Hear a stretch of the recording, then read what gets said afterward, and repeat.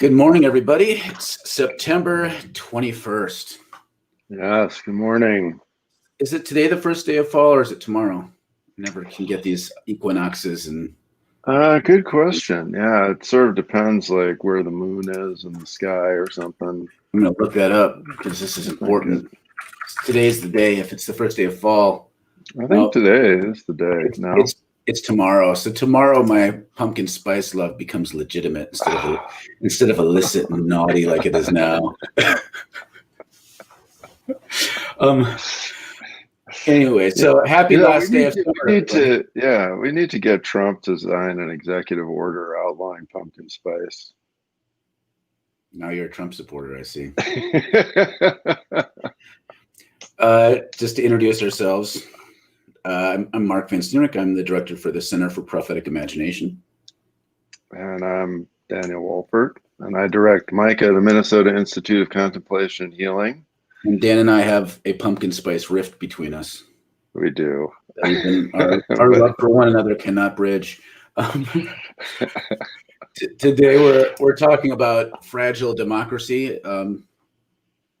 Democracy in quotes. We're not really democracy, but I'm sure almost everyone knows that on Friday, Ruth Bader Ginsberg passed away. She was 87, and in a normal and just world, it would be an elder passed away and her family and friends would grieve. But in our political climate, with the Supreme Court justice passing away, it's bringing fear and anxiety and a sense of loss over, for many people, a hero. Other people didn't heroize her, lionize her, but saw her as like a stopgap against fascism. But for all kinds of reasons, people are upset and anxious because all the bad things are ever closer. Yeah, and before we get into this, maybe we should talk about schedule, because we always forget to do that, and then we make our fans sad. Sure. So we're going to be on here today, tomorrow, and Wednesday, and then we're going to take another break. So then we're going to be off from Thursday the 24th through the following Thursday, which is October 1st. So we're going to be gone for another week. But we're not going to hit episode 100 till we come back from the break. No, and so then we're coming back from the break for episode 100. We're going to it'll be a big celebration. It'll be and come on, guys. Like, really, I mean, our loyal fans, we need some loving, So episode 100, big party, big checks, whatever. Beer of the month club. Send us some Red Bull and Jägermeister. We can do Yag bombs for episode 100. Have a couple yards of pumpkin spice delivered to Mark's house. Just dump it in the driveway. I want to make a simple syrup and just inject the pumpkin spice right into my bloodstream. Yeah. Or that you can jump out the second story window into the giant pile of pumpkin spice and have it explode into the air. Nice. I like the way you think. Yeah. So that's our schedule. Yeah. So it's kind of exciting, the timing of episode 100 after a long break. So we'll have to do something interesting, and I'm sure during that week lots of horrible and maybe some okay things will have happened that we could talk about. Yes. So let's have DJs on episode 100. Maybe I could pull out, when I was in middle school at Bible camp, I wrote some Christian rap. Oh God! Actually, we could do that. We could do that whole thing that we were doing that one time during the retreat where you guys were making Alexa play really shitty Christian music from the 80s. Oh my God, that was so terrifying. So we could do that. That would just drive away all of our fans. I memorized all of DC Talk's lyrics about abstinence because I wanted to be a pure warrior of justice and truth. There we go. I won't come if there is pumpkin spice. It doesn't. You don't have. It's like when you watch a movie and the people are drinking vodka and it's just water. It'll only look like pumpkin spice. Yeah, that's the truth. I don't even don't even actually eat pumpkin spice at all. It's just all pretend for my persona. So anyways, getting back to the topic at hand, Mark writes, am I a terrible person for being concerned about a SCOTUS justice achieving celebrity status? I don't think that's terrible.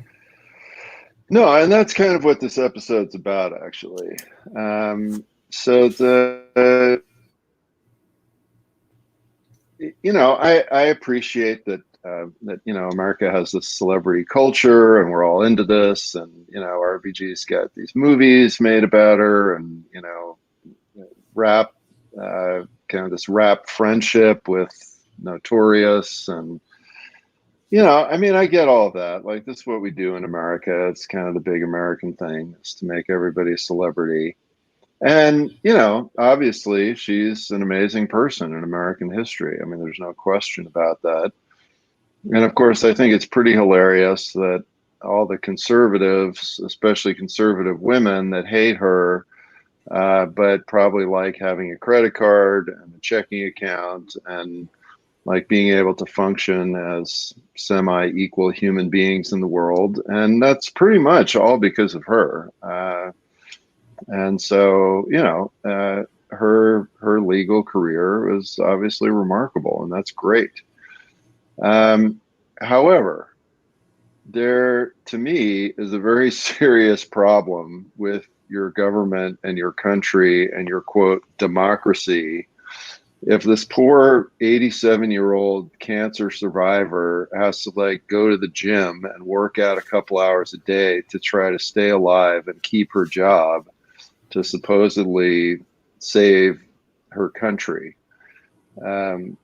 if that really is the state that we're in, we're already screwed. Like, I don't care whether she's alive or dead.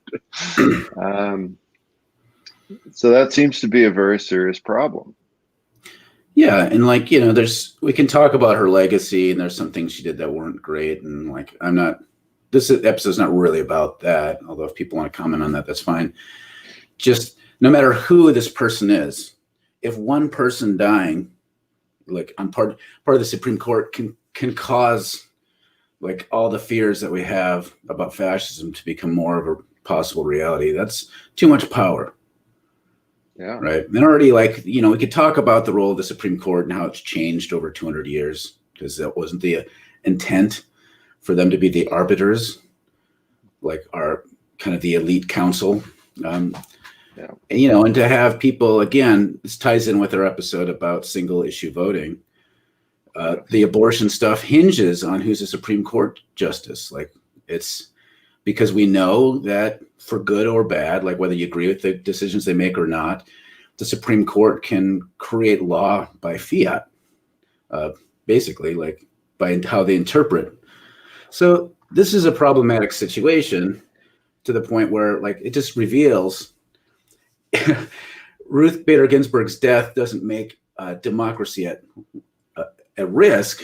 It shows that we never had it to begin with. And so we need to be real that, yes, her dying now is not a good thing for the direction our country's going, but it shows how far things have gone, that her death could be so consequential.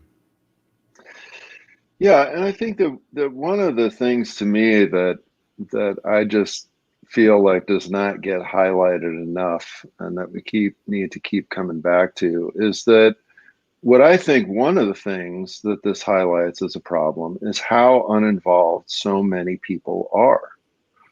Right. So, on Friday, we talked about what was happening in Colorado, the sweep of these activists that got picked up, basically just for organizing protests. And, so there was a protest on Saturday. We talked about that. And, talking to Max and Sarah, they went down, and, there were about 500 or 600 people there, which in America is a decent sized protest, right?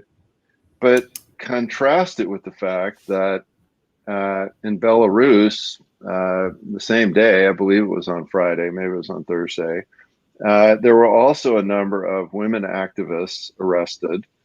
Kind of the same thing, organizers that were arrested. And their protest over the weekend, there were about 20,000 people in the street. And so, I think that we really need to recognize how apathetic Americans are and have become, and how easy that makes it then for this situation to arise, right? Like one person to suddenly, like, we rely on you to take care of the good things in society. Like, that's really messed up. We should be involved with making sure that we have the good things in society. Well, and this is a kind of I mean, our system is set up in such a way that it discourages that kind of involvement, but we're not helping anything by just leaning into that direction.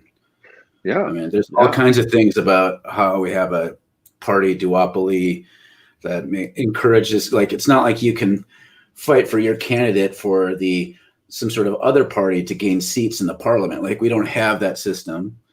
We don't have, we rely too much on to some sort of the idea that a president can wield so much power, like, because we have this separation of powers. And then again, like we're saying now, with the Supreme Court is decided by basically the president. So really this issue over Supreme Court power is really the legacy of a presidential power. So if you can be a two-term president, that means, and if enough of those old people die on the bench, you can put in your folks. And at least all these sorts of conversations now, like, should we push to add new seats to the Supreme Court so we can flood in a bunch of liberal-leaning justices, which may be good in the short term, but then it sets a precedent. What do we do about this problem? And again, like, we're kind of like, well, what can we do? We've painted ourselves into a corner, so to speak. Here's a comment that just underscores the situation we're in.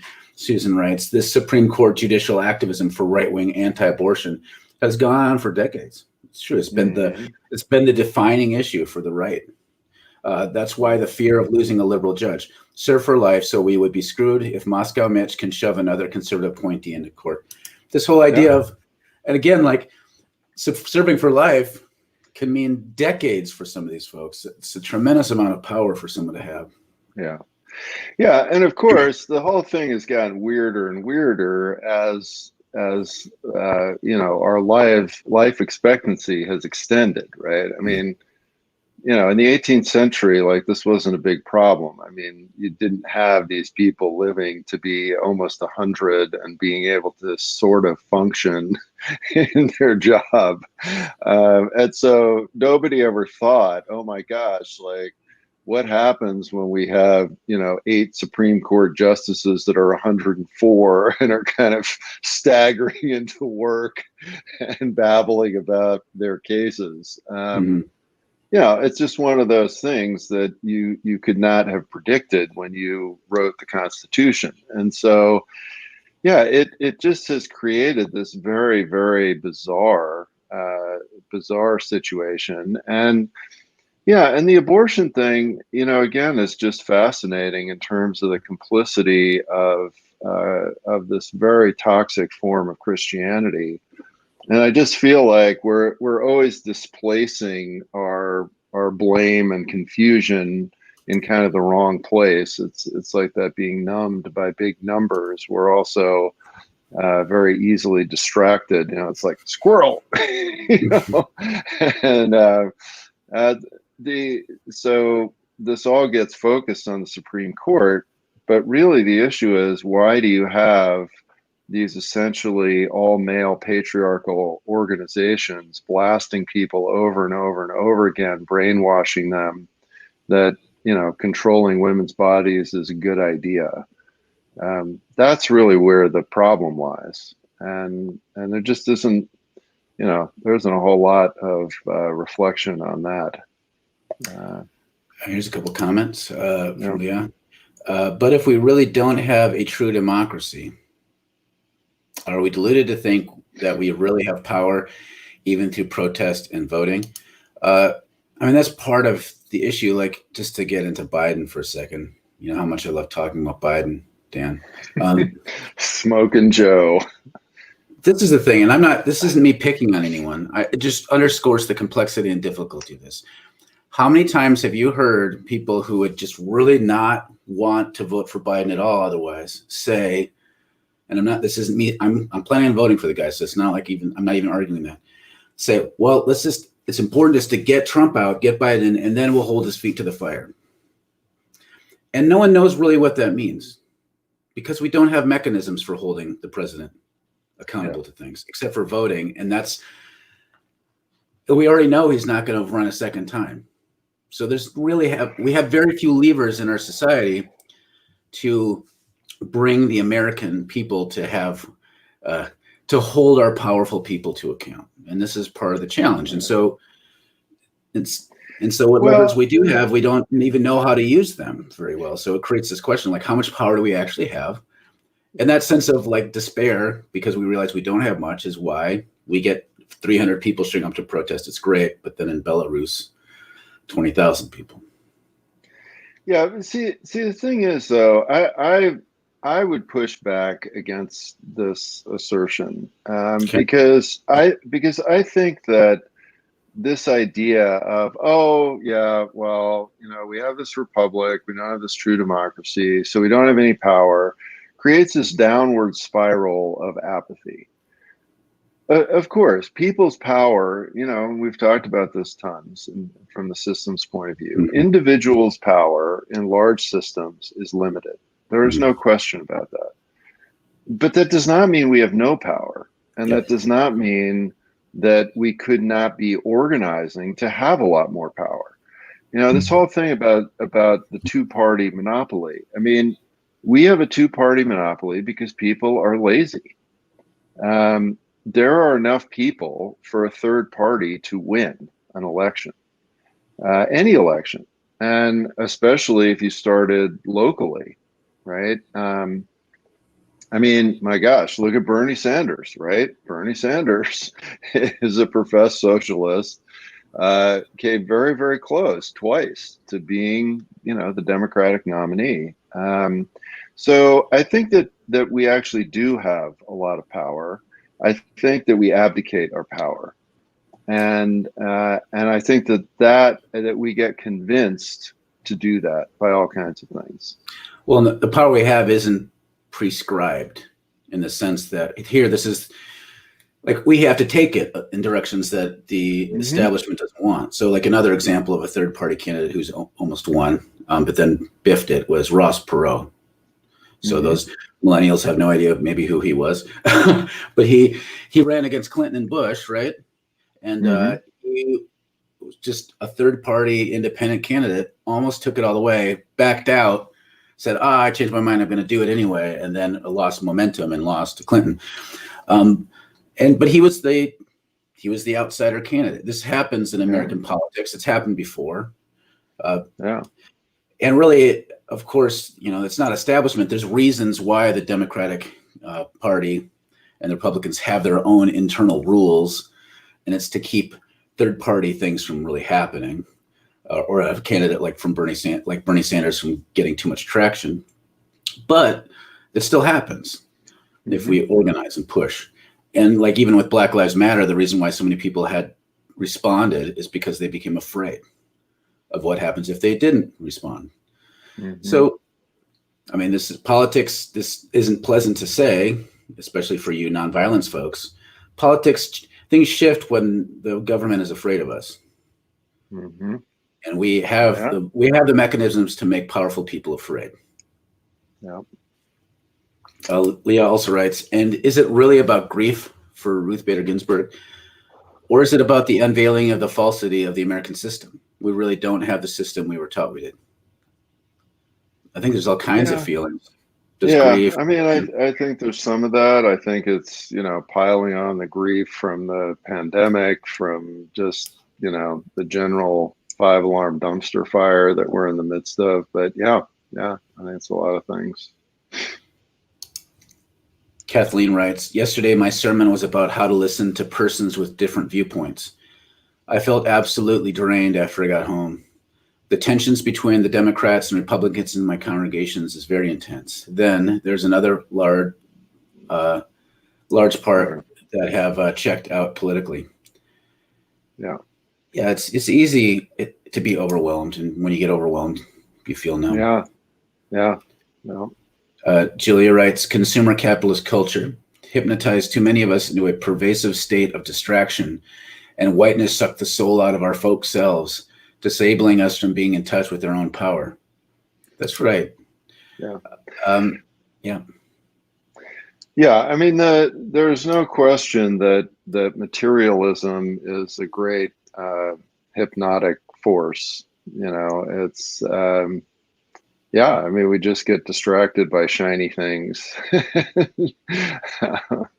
and it's very easy. And you know, and this is the other thing. I think we do need to have compassion for folks. I mean, you know, organizing, staying involved, staying engaged is hard.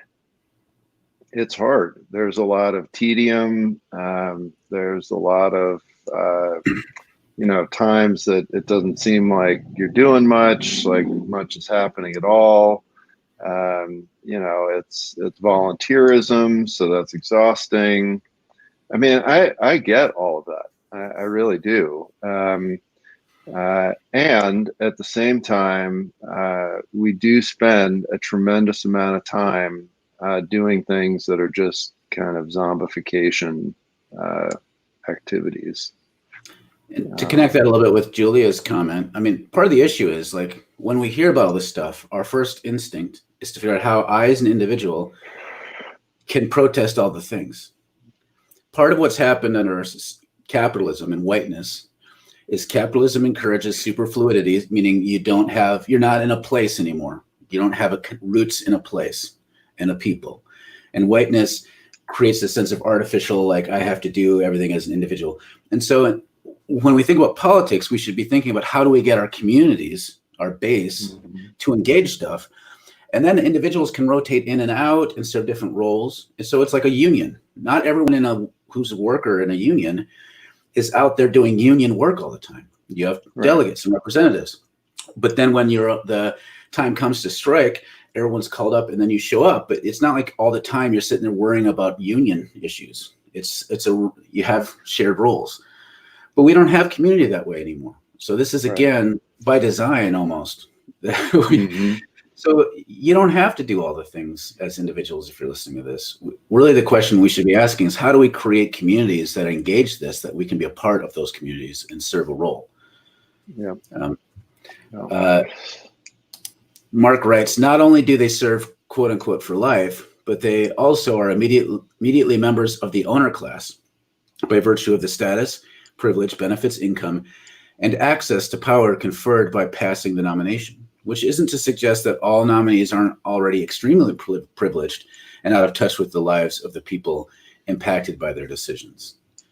There's a problem. It's not our rulers aren't members of the regular citizenry who step up to serve a time. Like that was kind of the early idea of, even for legislature. I mean, still white landed men, but there was still this ideal, there's still this idea that someone who's like runs the local print shop can go serve and then come back to the print shop.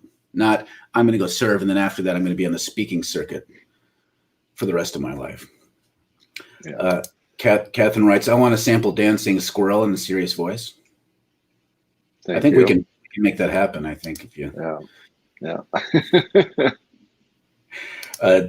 David writes, I have liked the idea of 18-year term limits for the Supreme Court, staggering the cycle so each president will be able to nominate 2 seats in a 4-year cycle. And there's a link there. I'll leave that up for a moment for people who might want to type that in. I mean, this is an idea that's been floated around. I don't know if it can, how likely it is to happen, but I love the idea of having term limits.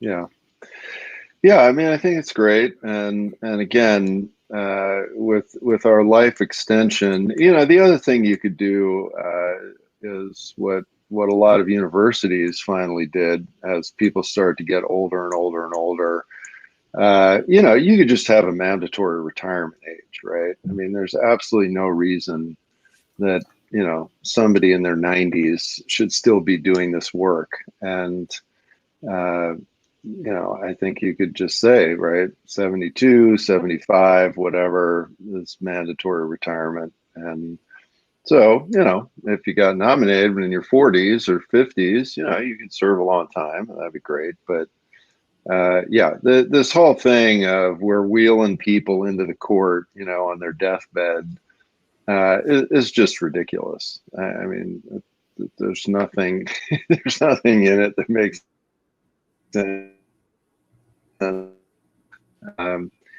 Seeing this with a lot of these lifetime things, right? I mean, this is why, I don't know if I'm seem to be glitched out. This is why the last Pope retired. I mean, I just feel like, lifetime appointments were great when the life expectancy was in the 50s and 60s. Now that our life expectancy is pushing up towards 90, lifetime appointments just don't make sense anymore. It'd be even a better idea besides retirement age is if we abolish the United States government. Solve that problem, just all of it once. Yeah.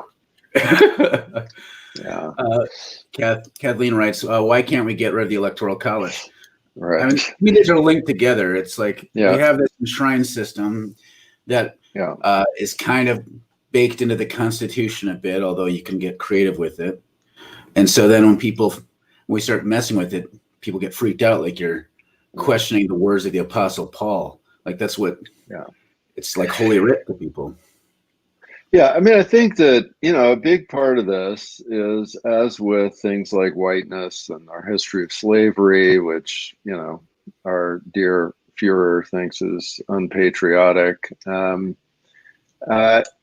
We really do not understand that our government was created for the maintenance of the landed male class, right? Mm-hmm. And so something like the Electoral College was basically to put the brakes on the regular people voting.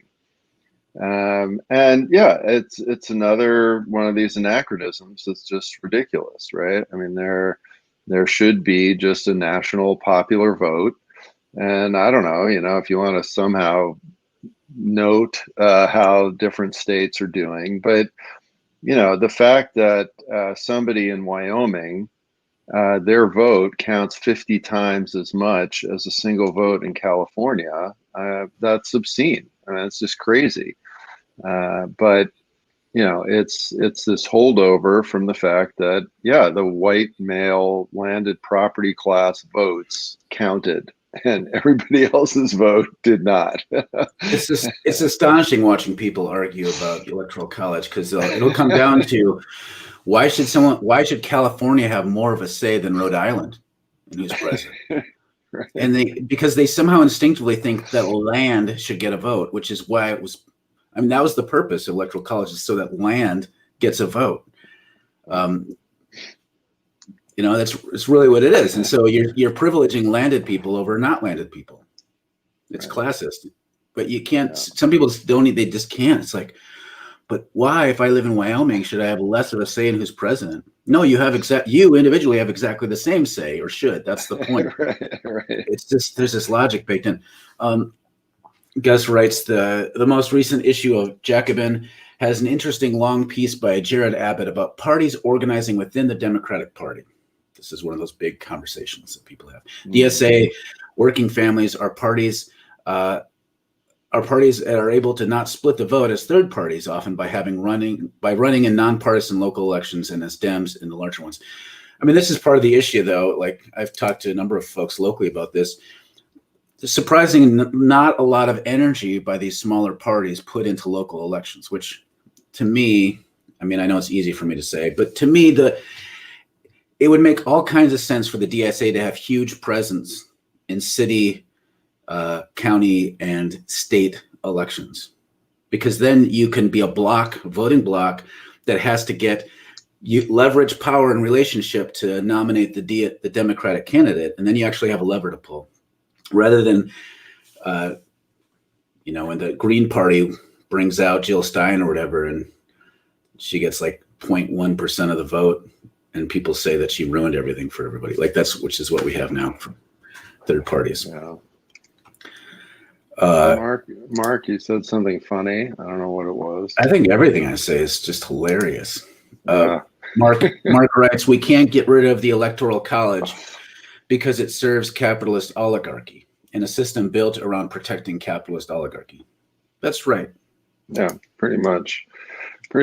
And, and now there's this very funny artifact in America of having this allegiance to your state, which is also connected to slavery and whiteness, right? And the connection to identifying with the South and with the states in the South and the Civil War. And yeah, I mean, why should I have my allegiance to Minnesota versus anywhere else? And it's just idiotic. But Aaron writes, you guys think we should have a violent civil war over all this? Like everyone is saying?